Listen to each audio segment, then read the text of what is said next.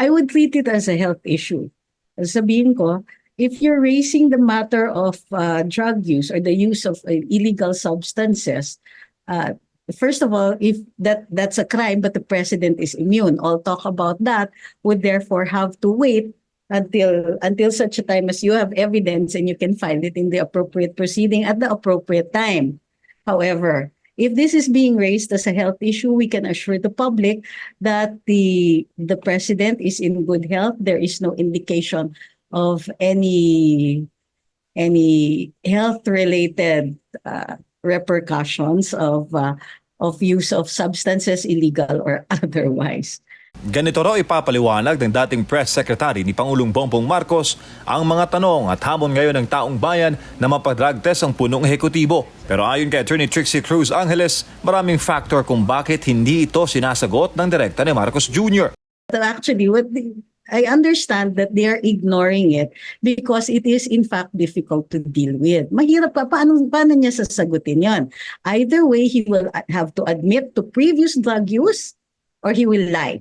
Kalat na ngayon sa social media ang sinasabing pre-operations report ng PDEA na tumutukoy kay Marcos Jr. bilang subject sa isang drug operations Marso taong 2012. Ang PDEA itinanggi naman ang mga dokumento na pinalitaw ng political vlogger na si Maharlika na critical din sa administrasyon. Pero ani Cruz Angeles, ipit na ipit si Marcos Jr. kahit sa anumang anggulo tingnan sa issue.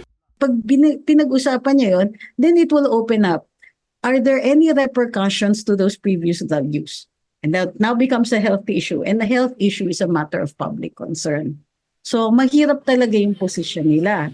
And ignoring it might be the only answer for them right now. Maging ang dating Executive Secretary at Chief of Staff ni Marcos Jr. na si Attorney Vic Rodriguez, drug test din ang hamon sa Chief Executive. Mismong kay dating Pangulong Rodrigo Duterte na rin ang galing ang kumpirmasyon na nakita niya noong mayor pa siya ng Davao at kahit noong presidente ito na talagang may mga dokumentong nagtuturo kay Marcos Jr. bilang drug user.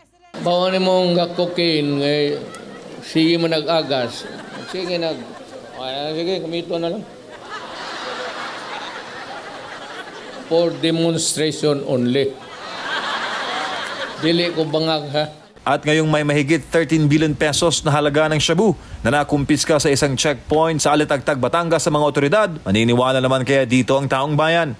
Gayong mismo ang Pangulo ng Bansa ay hindi mismo direktang masagot kung siya rin ba ay may kinalaman sa paggamit ng illegal na droga. Napakaraming butas. You mean to say a 13 billion worth of shabu na haul no, na dinadala ninyo, iisa lang ang tao? Wala man lang resback, wala man lang motorsiklo na sa harap at sinadya pa niya na pumunta sa checkpoint. For us Filipinos, no, listening to this president talk about drug addiction, about the drug menace, when he himself has not submitted to a drug test that we've been clamoring for. What's your moral ascendancy to talk to us about this problem? Walang naniniwala sa'yo. Unless some action is taken, di ba? Yes, mag-snowball yung issue and people are starting to clamor for it.